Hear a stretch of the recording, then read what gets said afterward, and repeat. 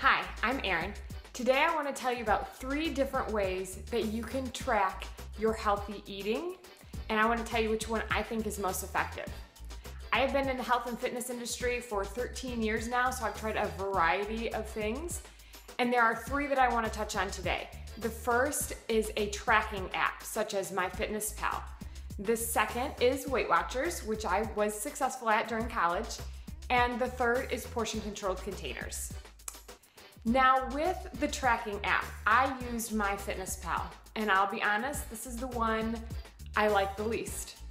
I found it to be very time-consuming.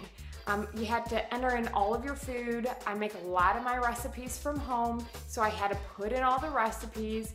And for me, that just wasn't realistic in my life. I didn't have the time to invest in that, and I found myself forgetting or skipping it.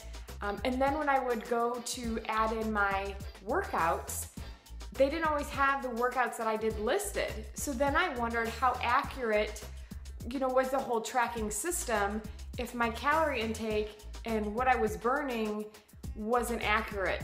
So that's the one that I didn't like the most. The next one I want to tell you about is Weight Watchers. I did Weight Watchers when I was in college, and I was successful in Weight Watchers. What I liked about Weight Watchers is that it taught me how to eat portion sizes, the correct portion sizes, and it taught me to eat real food. I could go to a restaurant, I could make my meals that I was already making at home, and I found it to be practical in my life. What I don't like about Weight Watchers, that was just a recent aha moment for me, is that you can manipulate the points to eat what you want. For example, when I did Weight Watchers in college, every day for lunch, I would have a bag of that Healthy Pop popcorn, carrots and grapes. Okay, the carrots and grapes are great, but popcorn every day? I was doing that so I could save my points for later so I could have my treats. That's not the point. So what I didn't like about it is that it doesn't guarantee that you're eating the right food groups that you should be having every day. The third one I want to tell you about is the portion-controlled containers. And I'll be honest, this is the one I was most skeptical about. The reason is I don't diet.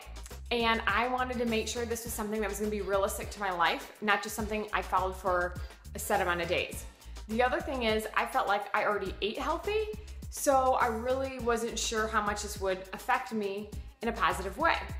Well, I'm happy to tell you I learned a lot, and the biggest thing I learned was the correct ratios that I should be having every day to veggies, to fruits, to healthy carbs, to proteins, to healthy fats, and oils.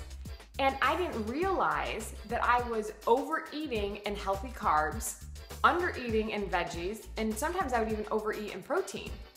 And so once I followed the containers and I knew how many fruits to vegetables to proteins to healthy carbs that I should be having every day, that helped me tremendously. When I was following the portion-controlled containers, I lost my end-of-the-day bloat, I felt more energy, and I tightened up my stomach, and some of that loose skin I had from having babies started to go away. I was ecstatic.